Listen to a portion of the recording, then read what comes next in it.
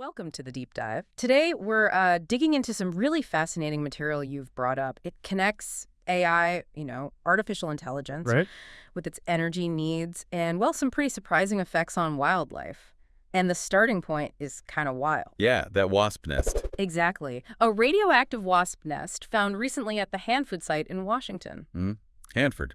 Not just any old place. No, definitely not. For anyone who doesn't know, Hanford was basically ground zero for producing plutonium for the first atomic bombs. A very specific, very heavy history there. Absolutely. So finding radioactive wasps there isn't just like a weird news item. It shines a light on this strange intersection. AI, energy, environment, wildlife, it's all tangled up. It really is. So our mission today for this deep dive is to unpack what this huge energy demand from AI means for the natural world, using the sources you shared. What are the real implications? And it's happening now. It's not theoretical future stuff. Right. So maybe the first question is, why? Why are AI and radioactive wasps even in the same sentence?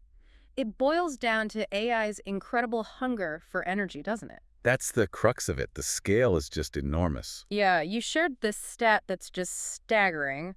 Training one big AI model, like the ones behind chatbots or image generators, Just one. can use as much electricity as, what was it, 100 American homes in a whole year. That's the figure. And think about how many of these models are being trained and run constantly. It's mind-boggling, and this creates this pressure, right? Tech companies, the big players. They need power. Lots of it. And they want it to look clean. Exactly. They want to power these massive data centers, but also maintain, a green image. So they're pushing hard for clean energy solutions. And that's leading them down a specific path. Which brings us to nuclear. It does. What's really interesting looking at the broader energy picture is how AI's massive energy needs are kind of forcing a comeback for nuclear power. Some call it a renaissance. Because it's powerful, reliable, and crucially, carbon neutral. Precisely. It ticks those boxes when you need huge amounts of steady, clean electricity for these data centers. Okay, so more AI means more data centers, means more need for power, which leads to more nuclear facilities being considered or built. That's the chain reaction. But here's the thing. Building more nuclear facilities or expanding existing ones, Right. it inevitably pushes nature and nuclear infrastructure closer together. Right. More points of contact. Exactly. And that means more interactions between wildlife and these sites. And the really critical part, the consequences of those interactions are, well, largely unpredictable. We just don't fully know what happens when a badger burrows near radioactive waste or a bird nests with contaminated materials. Not in detail and not at the scale we might be looking at. Yeah. Every new facility increases that potential interface. So let's get specific. When we talk about nature meeting nuclear, what does that actually look like? How does wildlife interact with these sites? Well, it happens in a lot of different ways, and it really depends on the animal and the environment. The pathways are quite varied. Think about aquatic life, fish, amphibians. They're particularly vulnerable to contamination in water, obviously.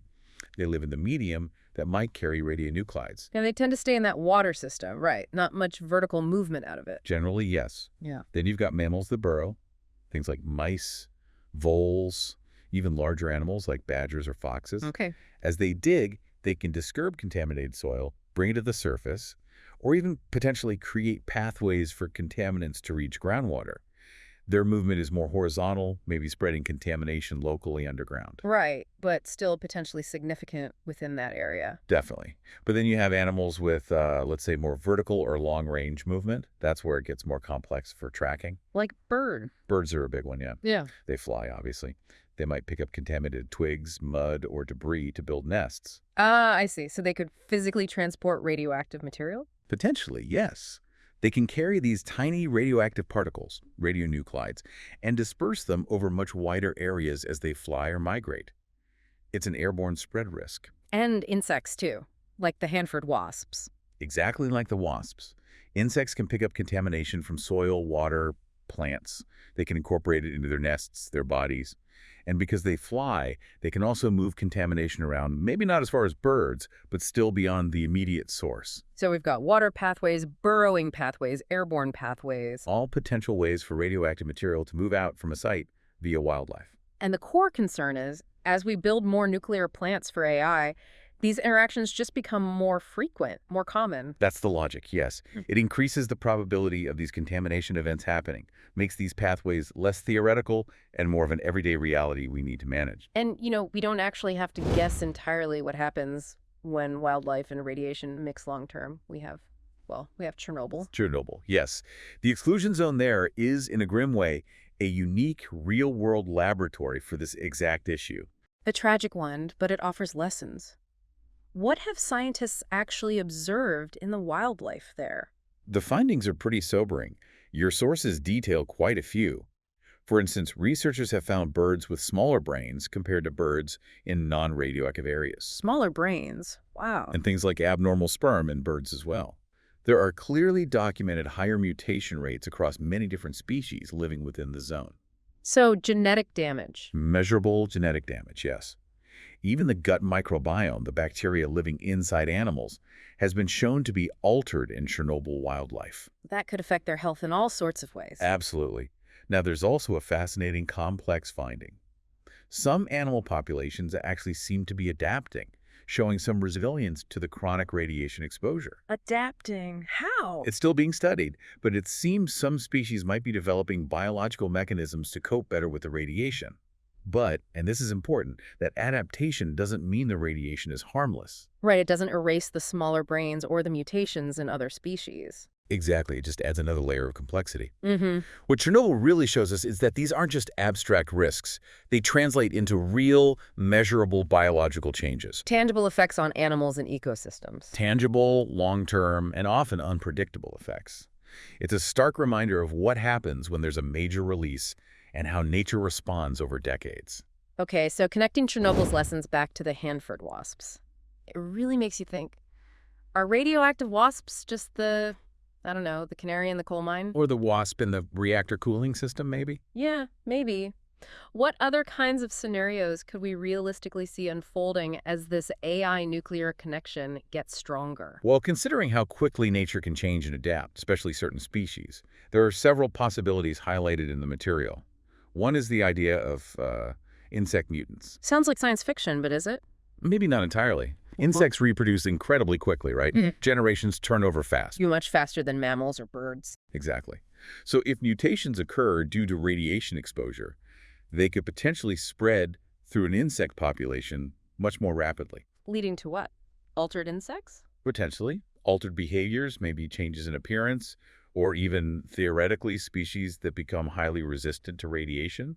They could become very different kinds of contamination vectors. Okay, that's unsettling. What about bigger animals? Mammalia migrations are another area of concern.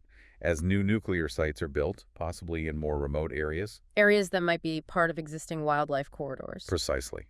Larger mammals, deer, boar, wolves, whatever's local, might start incorporating these new facilities or the land around them into their regular migration routes. And if they pick up contamination? They could carry it across huge distances, way beyond the site boundary, potentially seeding contamination in entirely new ecosystems far away. Wow, okay.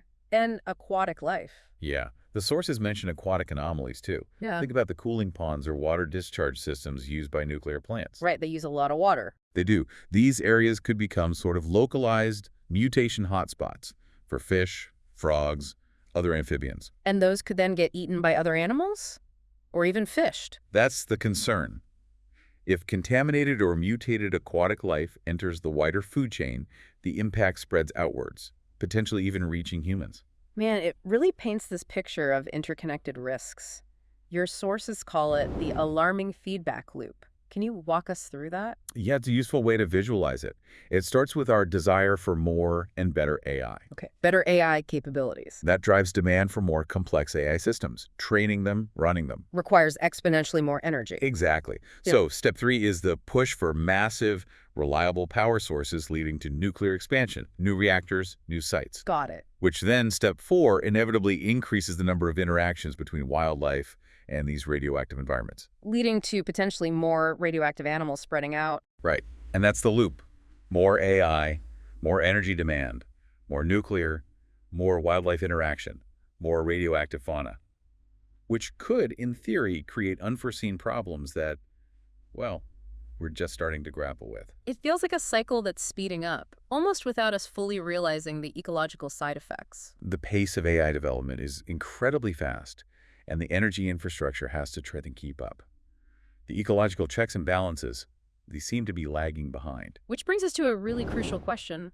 Are we actually prepared for this? Are the regulations, the monitoring systems, are they ready? That's a major concern raised in the sources.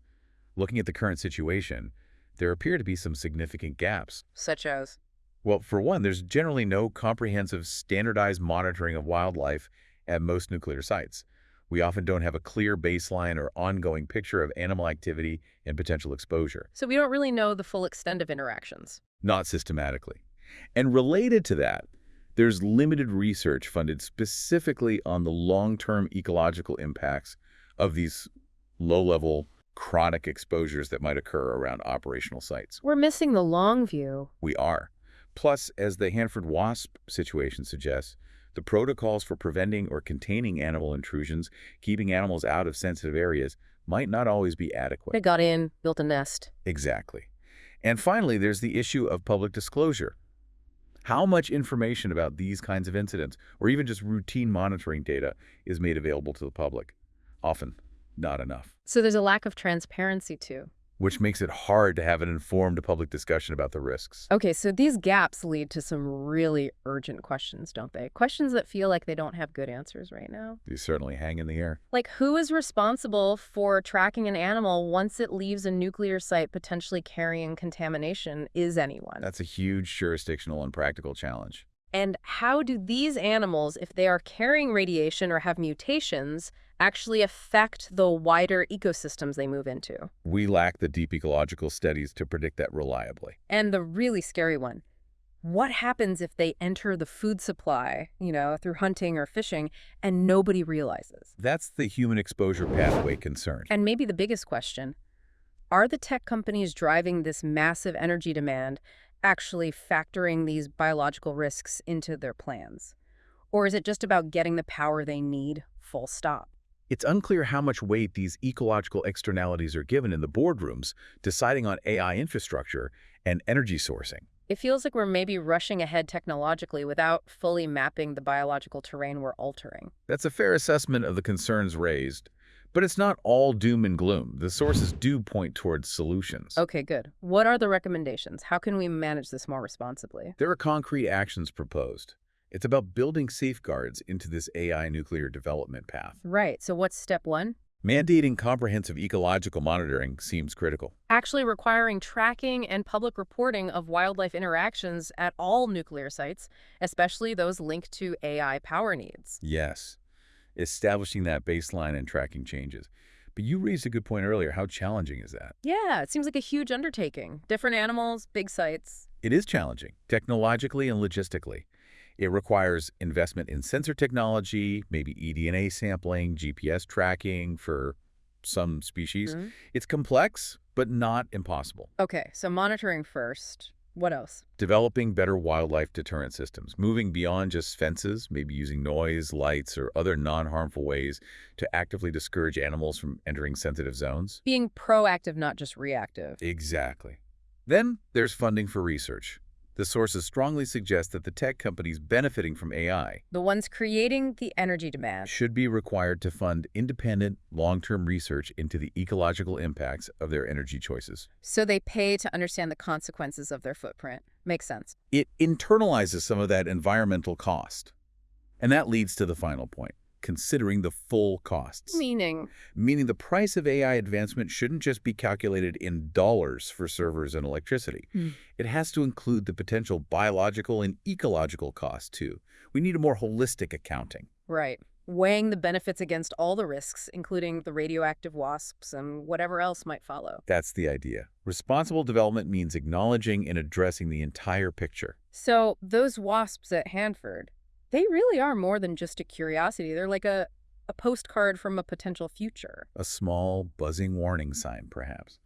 A reminder that our technological choices ripple outwards in ways we might not immediately expect, affecting even the smallest creatures. And it forces us to ask that final question. As AI gets smarter, hungrier for energy, are we truly ready for the biological side effects? Or are we, as you put it, accelerating into this unknown future without a proper map of the ecological landscape we're reshaping. It's definitely something to keep thinking about. A lot to unpack there. Indeed. The connections are complex and the stakes are high. Thank you for joining us on the deep dive. We encourage you, our listeners, to continue pondering these interconnections between technology, energy, and the natural world.